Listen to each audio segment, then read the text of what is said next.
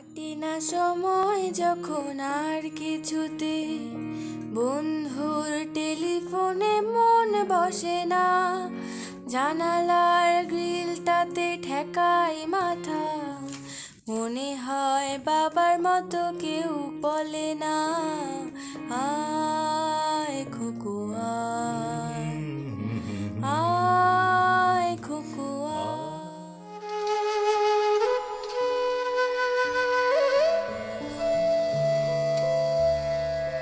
কবিতা এক আশ্চর্য স্বপ্নময় ধ্বনি,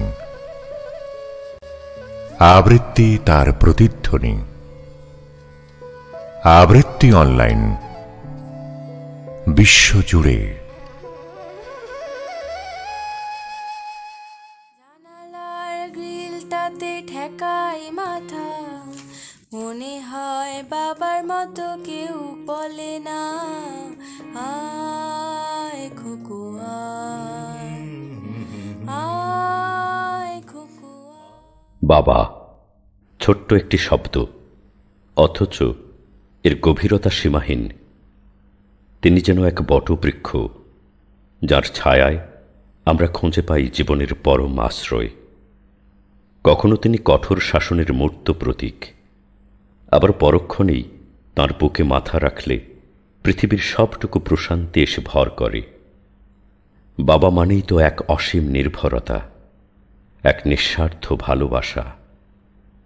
প্রতিটি সন্তানের কাছেই তার বাবা যেন এক অঘোষিত হিরো, যার আদর্শ আর দেখানো পথই আমাদের এগিয়ে চলার পাথেয়। তাঁর শাসন হয়তো কখনো আমাদের অভিমানী করে তুলেছে, কিন্তু সেই শাসনের গভীরে লুকোনো ছিল অসীম ভালোবাসা। জীবনের বাঁকে বাঁকে অজস্র আবেগ ঘন মুহূর্ত জড়িয়ে আছে বাবাকে কেন্দ্র করে। তাঁর হাসিতে আমাদের উল্লাস, তাঁর নীরবতায় আমাদের শঙ্কা। এই বাবা দিবসে আমরা সেই অগণিত বাবাকে সম্মান জানাতে চাই, যাঁরা নীরবে নিজেদের বিলিয়ে দেন সন্তানের ভবিষ্যতের জন্য। প্রতিদিন আমরা একটি করে কবিতা নিয়ে আসব, যেখানে প্রতিটি শব্দ, প্রতিটি পংক্তি যা বাবার প্রতি ভালোবাসার কথা বলবে। দর্শক শ্রোতা, আমরা চাই এই আয়োজনে আপনারাও যুক্ত হন।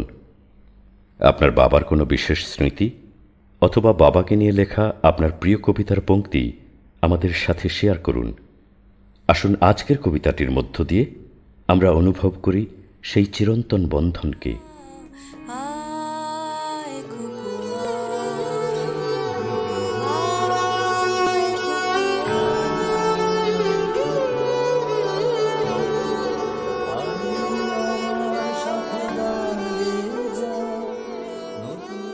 বাবাকে দেখি না অনেক দিন, তার কালো ফ্রেমের চশমাটা আজও তেমনি ভাবে কাঠের টেবিলে পড়ে আছে। বাবার রুম, বিছানা, লেখার টেবিল, চেয়ার তেমনি আছে। আমার মা বুকে দীর্ঘশ্বাস চেপে এখনো বাবার জায়নামাজ, তসবিহ টুপি সযতনে গুছিয়ে রাখেন, যেমনটা গুছিয়ে গেছেন বিগত ৫৫টি বছর ধরে। একটা দীর্ঘ জীবন, একসাথে দীর্ঘ পথ চলা। বাবা হঠাৎ করে কিরকম ইতিহাসে ঠাঁই পেতে নিলেন। এখন আমার কাছে বাবার স্মৃতি মানে শ্রান্ত দুপুরে সাদা গেঞ্জি, ডোরাকাটা লুঙ্গি আর বইয়ের পাতায় অভিনিবিষ্ট এক জোড়া চোখ। আমি ঠিক জানতাম দুপুরে খাওয়ার পর ওই সময়টায় হইচই করা মানা। কতদিন বাবা ওভাবে বইয়ের পাতায় সেটে থাকতে থাকতে ঘুমিয়ে গেছেন, আর মা কখন যেন ধীর পায়ে চোখ থেকে চশমাটা কিংবা বুকের জমিনে কাত হয়ে পড়ে থাকা বইটা সরিয়ে বিছানার পাশে টেবিলে রেখে দিতেন। বাবা, বই আর কালো ফ্রেমের চশমা মাখা স্মৃতি আমার শৈশব, কৈশোর, তারুণ্য একাকার করে দেয়।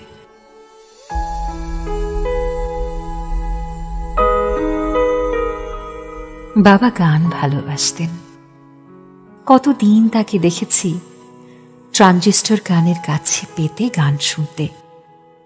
মনের অজান্তেই গুনগুন করতেন কখনো কখনো। বাবা হয়তো লজ্জা পেতেন, তাই অস্ফুট স্বরে তার উচ্চারিত গানের কলি শুনবার আগেই বাতাসে মিলিয়ে যেত।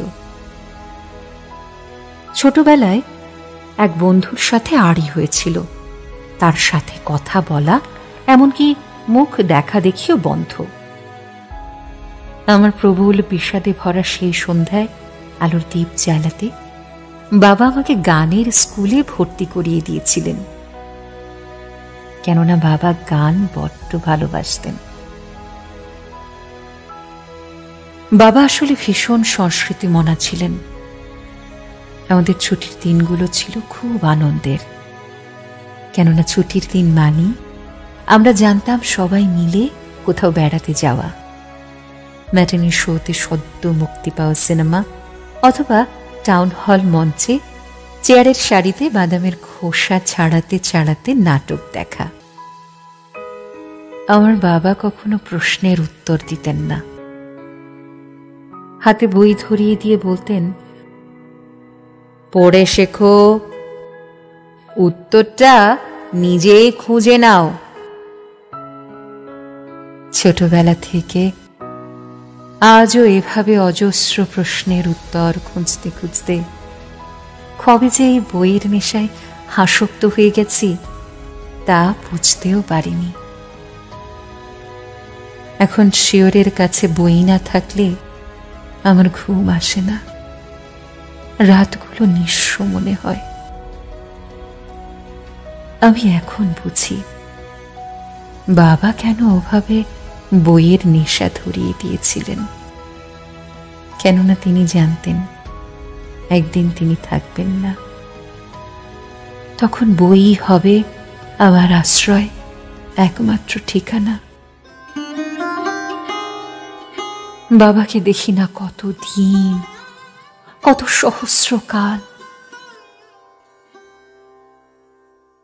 এখন বাবা মানে নিপাট কবরস্থান, বুকের মাঝারে আঁখা বিরান ভূমি, বাঁশের বেড়ায় ঘেরা এক খণ্ড জমি।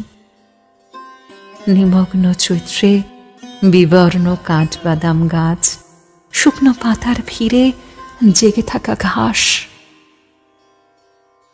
আমার কাছে বাবা মানে এখন নিঃসঙ্গ বাতাস, কুয়াশা ভেজা আকাশ।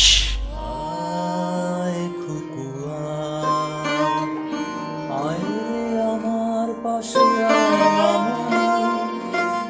হাতটা ভালো করে ধর এখনই, হারানো সেদিনে চল চলে যাই, ছোট্টবেলা তোর ফিরিয়ে আনি, আয় খুকুয়া।